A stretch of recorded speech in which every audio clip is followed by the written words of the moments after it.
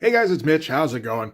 Alright, so you might recall a little while back I went down a bit of a Marvel Knights rabbit hole, which had its ups and it had its downs. I think it had ups. I know we hit the Angel Punisher one anyway. That was pretty far down.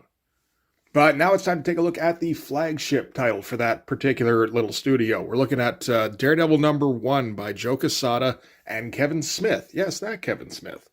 And this comic was a pretty big deal when it came out. And I mean, particularly for Marvel, because they needed this. They were facing down bankruptcy at the time and had lured Joe Quesada and Jimmy Palmiotti back to run their own, basically, mini studio using Marvel characters to come up with their own line, which was the Marvel Knights line.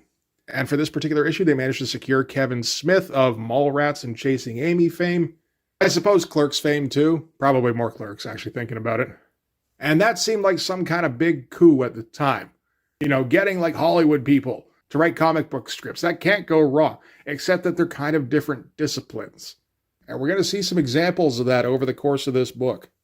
And this book is not a lot of fun, I gotta say. Which I think I kind of remember back when it came out was a bit of a surprise. You know, when we heard that Kevin Smith was going to be writing a comic, it's like, oh, hey, that could be fun and maybe stupid. Or it could be relationshipy. Oh, I hope it's not relationshipy. And it was neither of those things. It was page after page of overwrought, turgid prose that Joe Quesada had to try and fit drawings around. So let's get into that. That sounds like a good time, right? We can start with the cover. That's a pretty great cover. So as I said, this is Joe Quesada with Jimmy Palmiotti. And this is Joe Quesada pretty much at the peak of his powers. I mean, I still prefer the stuff from his like X Factor days. It's a bit more cartoony and a bit more over-rendered, but I mean, that's right up my alley. This is still a great pose, though. Like, Joe Quesada's ability with figure work has always been good. Love all the shadow he's using. Heavy-duty blacks all throughout the figure, including blacking out the face entirely. You know, very nice composition, filling up the cover very well. And get all these little Art Nouveau loops for the cord, for the baton there. And all sorts of background detail below for Hell's Kitchen there, which looks drawn in. Doesn't look like there's any kind of like light boxing or, like transposing a photo or anything. Like that's a pretty great cover to start with. Oh, they did the thing, didn't they? The recap thing. Yeah, they did. I don't think we need to go over Daredevil's backstory too much. We probably know it pretty well. Daredevil's blind, in case you didn't know. There, backstory covered. So, we're going to start things off with a shit ton of narration. And this is going to be the problem that we're going to have throughout this issue. This is going to be in the form of a very long letter from Karen Page to Matt Murdock. Basically just kind of summing up as saying, we need a little bit of time apart from each other. And I'd like to say that's all this is, except that there's quite a bit more to it than this. So just looking at the background, these backgrounds look absolutely great. A lot of detail in there, getting different angles. I'm not a huge fan of this stage of computer coloring. Like, they're starting to figure out like tricks and stuff, and so they insist on using them on every single page pretty much. And you get a little bit of that like post-liquid, everything looks kind of rubbery feel. And yeah, but okay, this is what I'm talking about. Like, fuck off, Kevin. So this is all the letter from Karen Page to Matt Murdock. And it's all, oh, you're my hero. Oh, you welcome me back into your life. And oh, you forgive me. But it's never on even terms because, you had to forgive me. So I'm going to have to, like, go away now. And it's like, that's fine. Did we need, like, 30 narration boxes to tell us that? No, we certainly didn't.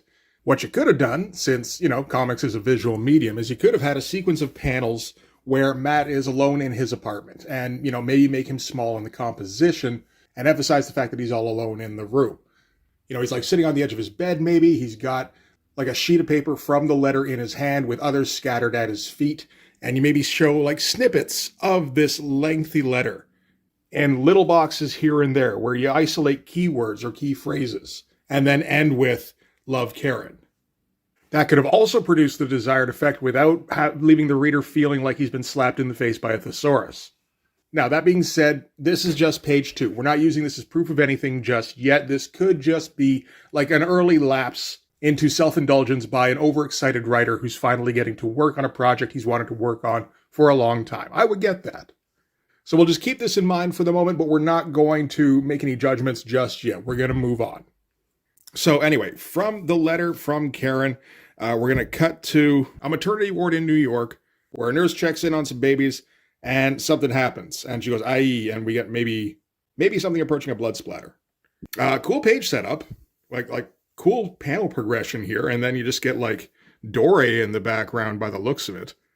It's a neat way to go. And, there's some good storytelling going on here. And in as much as Kevin Smith's kind of allowing Joe Quesada to tell any kind of story with the two kind of figures in black here, leaving the maternity ward, the nurse coming in directly after. And, it's slow, but it works out fine. So from there, we're going to cut to what's going to end up being the main driver of the plot. This is a 15-year-old girl who has a baby, and she's running.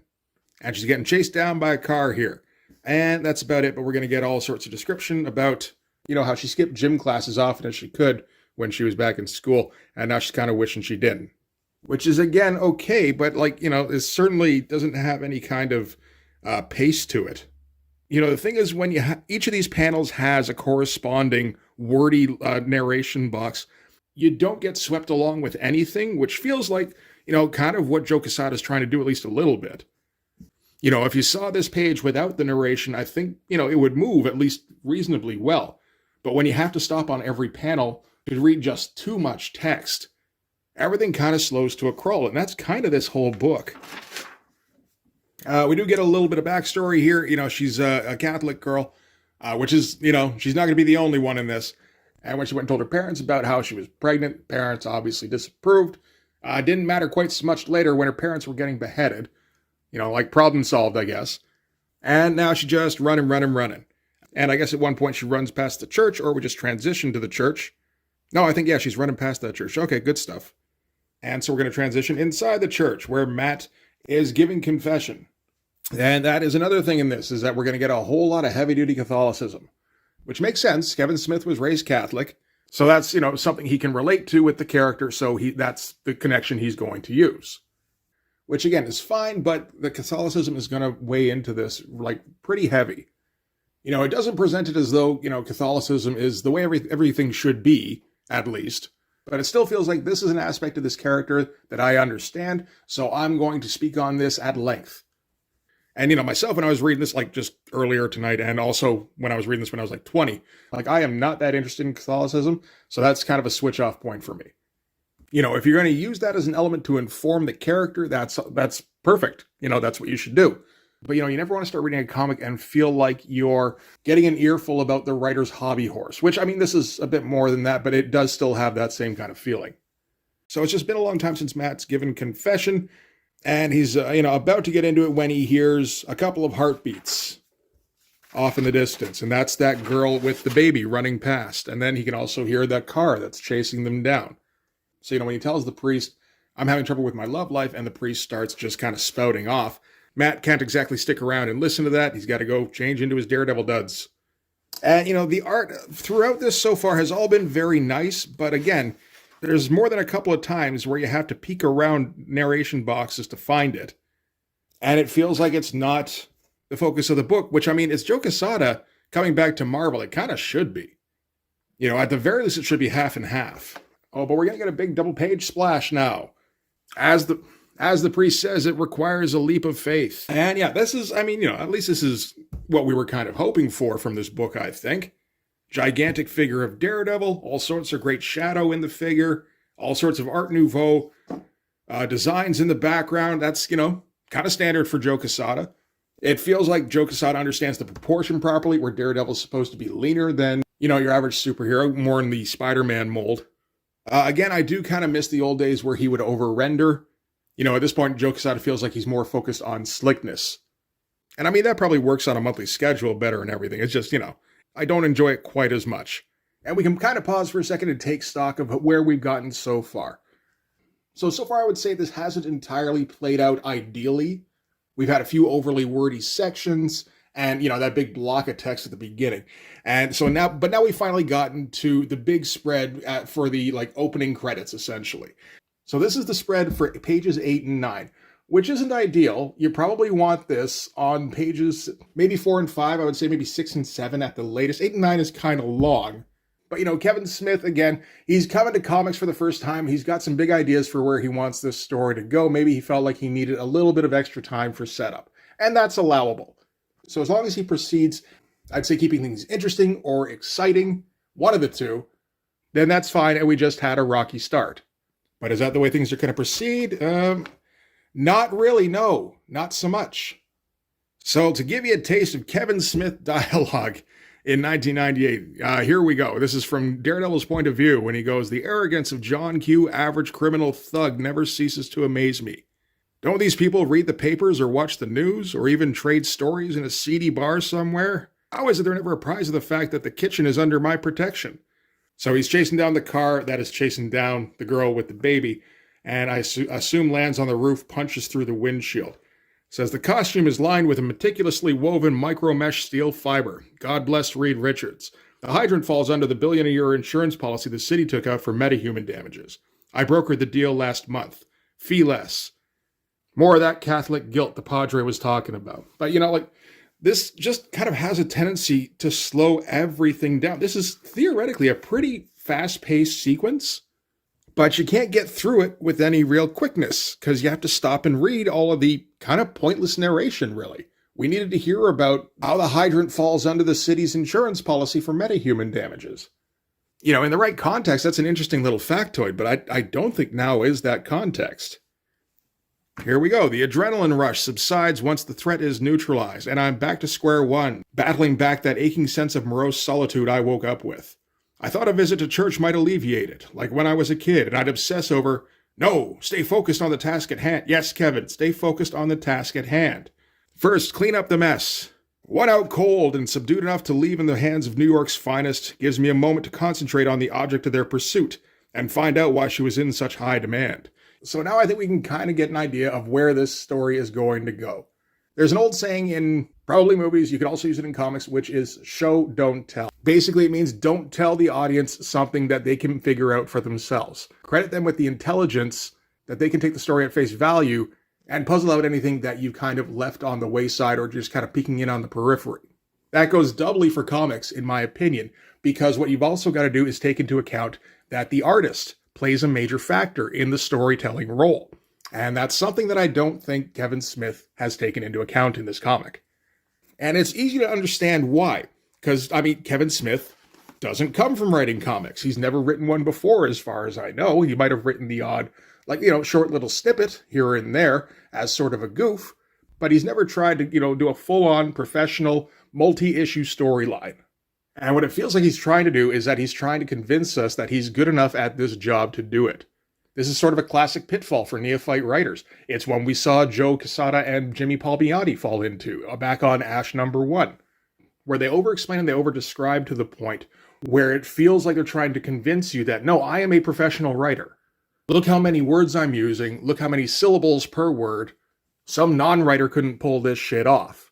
And what that makes me think of is the Frank Miller run on Daredevil. And I'm sure anybody who's worked on Daredevil since the original Frank Miller run has had to bear the Frank Miller run in mind, because Frank Miller's original run on Daredevil essentially redefined the character. It took him from being a standard street level kind of swashbuckling type crime fighter and leveled him up into being a gritty noir hero. And his preferred method of delivery for that tended to rely on short, choppy descriptions and dialogue. Because Frank Miller very likely read a whole ton of Mickey Spillane when he was growing up, and that was the voice that resonated with him. And it turned out he wasn't the only one. Because, of course, Frank Miller took Daredevil from being an almost canceled book. It was doing so poorly that it wasn't even being released monthly. It was being released bi-monthly, so 6 times a year. And he took that and made it one of the most popular books of Marvel. Which I'm sure would have been flabbergasting at the time, because it was fucking Daredevil. Now, the difference between Frank Miller's delivery and Kevin Smith's delivery, in part, is a matter of preference for me. I like the short, choppy delivery a lot more. That said, you can go with a flowery, overly descriptive delivery if you want. That's totally on the table. But you have to execute it in a way that's appropriate for the character, appropriate for the book, and is convincing. And I am not convinced by this dialogue and this narration. So again, we're on page 10 and 11 here. This is the halfway point of the book when we get to Daredevil stopping the car from chasing the girl with the baby. And what have we gotten so far? We've gotten a lot of text to start, followed by a wall of text. This page, I'd say, is the appropriate amount of text, even if it does get a little bit tangential. So what I mean by that is that while this number of text boxes is fine, this amount of description is fine, honestly, with the page that Joe Quesada gave him, it wasn't necessary. Really, all we need is a caption saying, well, what hospital it is. I don't think we even get that in the description here. And then the panels kind of tell the story themselves, with the two men in black leaving the maternity ward and the nurse checking in right after. We get the sign that says maternity ward right here. That's really all you need. Anything you're adding on top of that is unnecessary, so you better make it interesting.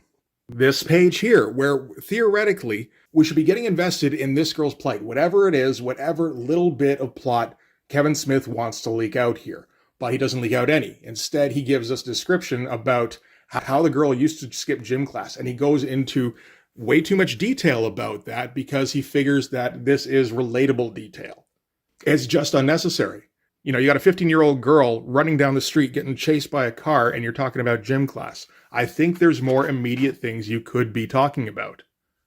This part, you know, the amount of dialogue is fine. It's actually a little bit truncated on Matt's part. He doesn't say much at all. And then, the priest just starts running at the mouth at the end.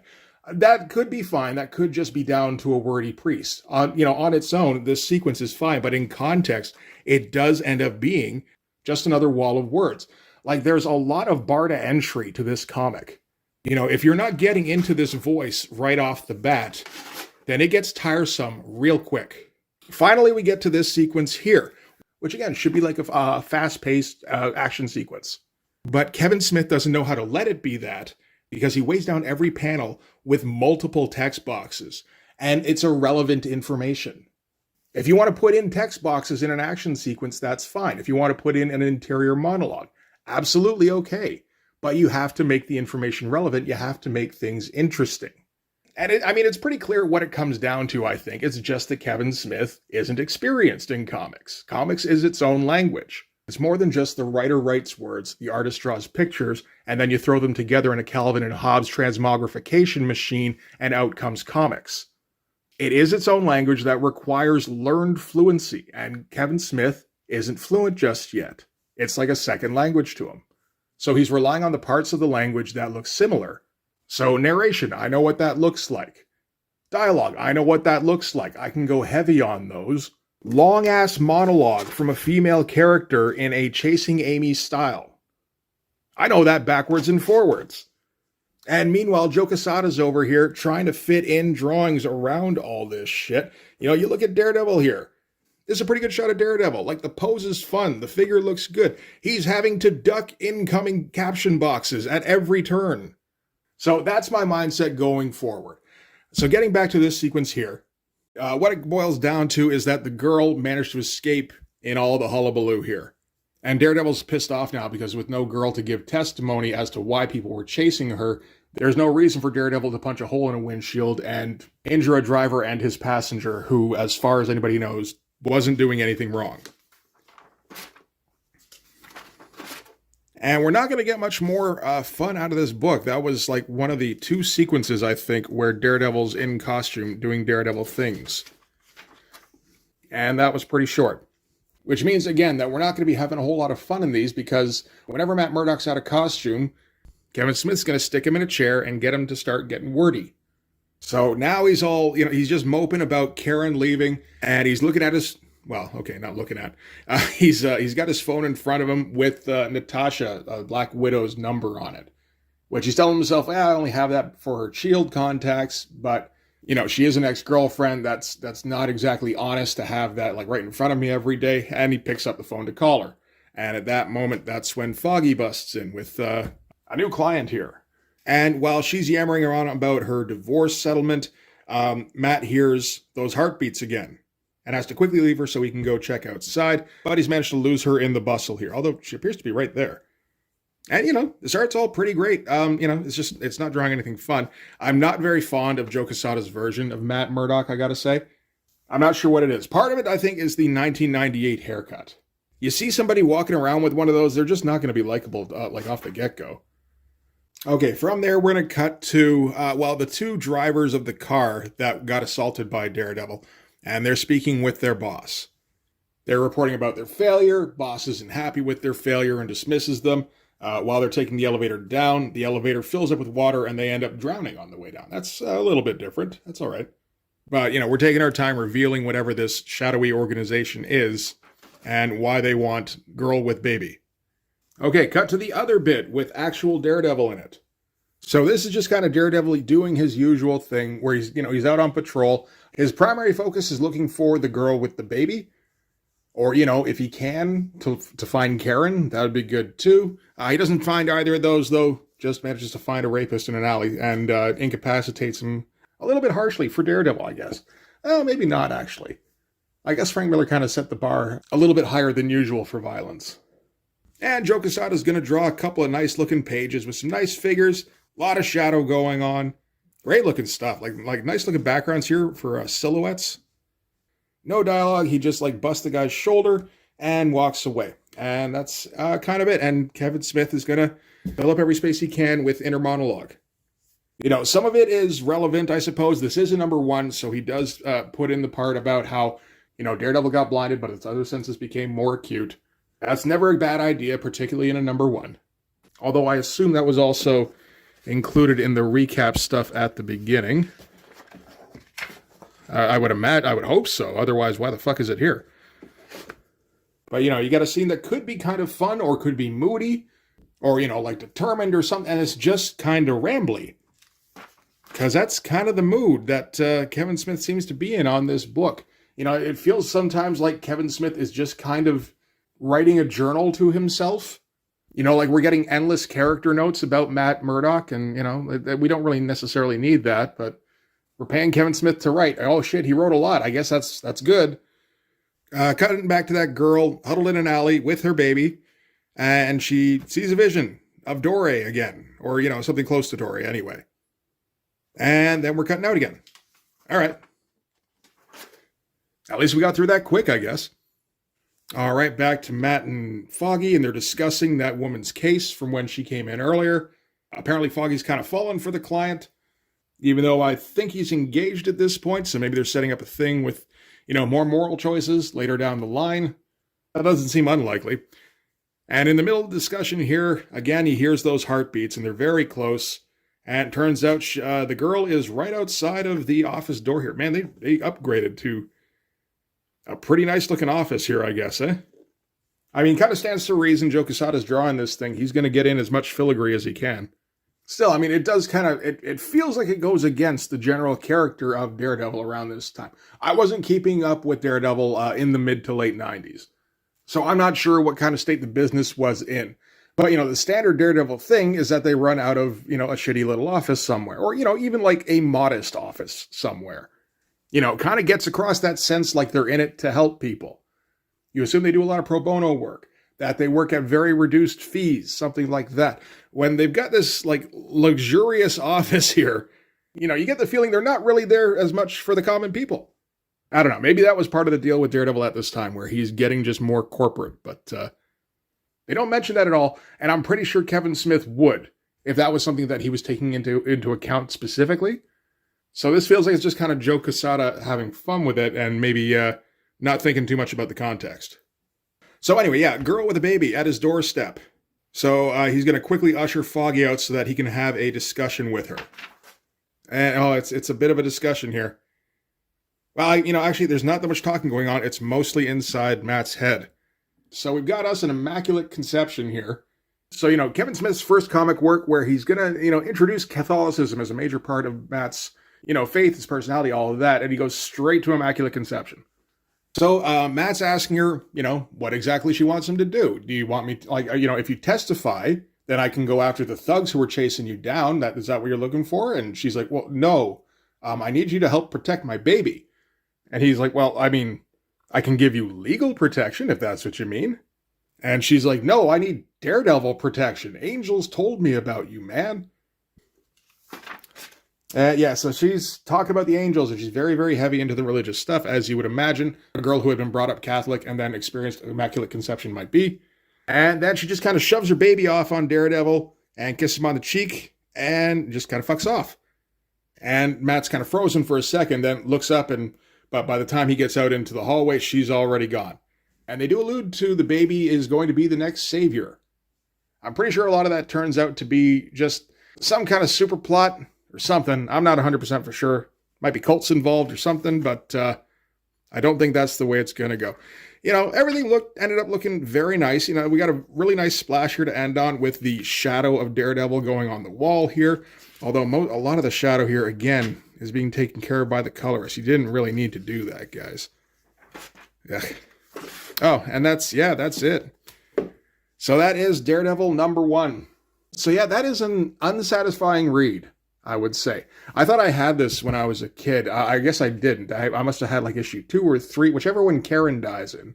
But whatever that issue was, that was the only issue of this series I picked up, which kind of speaks to how I reacted to it at the time. You know, like I was a Joe Quesada fan, and I was a fan of Kevin Smith movies. And this is just, it's not an enjoyable comic book. You know, that feeling of character notes is really the strongest one I walk away with, where it feels like Kevin Smith going, here are all my thoughts about what I'm planning to do with this opening arc. In detail, character motivation, here's everything I thought of regarding Matt's relationship to Catholicism, how Matt gives confession, all the guilt stuff between him and Karen. Like, there's just a lot of telling and not much showing. He's not leaving much room for showing. And, you know, I'm not going to 100%, you know, like shit on the guy for it. You know, it was his first attempt to write comics, and he wasn't ready for it. It does mean that most of the original launch titles for Marvel Knights ended up being, like, not particularly enjoyable. Because I looked through Black Panther #1 and Punisher #1. Neither of those were particularly great. So I guess it's on Inhumans to save the day. I do have that as well. We could check that out. But, you know, part of the deal with writing those comics is that you have to leave room for the artist to take over every once in a while. And it feels like Kevin Smith wasn't prepared to do that, didn't realize that that was an essential part of comics. You know, Joe Quesada's in here. Joe Quesada is the biggest name Marvel has, like, by a wide margin, really. And he's just not being given anything interesting to work with. So yeah, it was interesting getting back to this and just kind of confirming my original opinion on this back when I was 20. It's like, no, you were right, kid. Yeah, no, this comic is kind of boring. So I'm going to give myself a little bit of a pat on the back for that one. So that is going to do it for this one. I don't think we're going to be hitting another issue of Kevin Smith's Daredevil run anytime soon. I don't really expect to hit the David Mack issues either. I mean, from what I understand, it's better, but like I know how to talk about David Mack's artwork a whole lot less than I know how to talk about Joe Quesada's. So I don't know, if you guys want to see some more of that, let me know in the comments. But for this one anyway, that's going to do it. Thanks very much for watching, guys. If you like this video, please hit the like button. Helps with all the algorithm stuff. If you want to see more, hit subscribe. If you really want to help out, in the description, there's my link tree. And you can follow that to my Patreon. Go subscribe there. That'll give you access to everything I do. So all sorts of videos, all sorts of Blood Force comics. You can also follow me on Instagram and DM me there for commissions. But yeah, that'll do it. Thanks again for watching, guys. I'll see you in the next one. Bye-bye.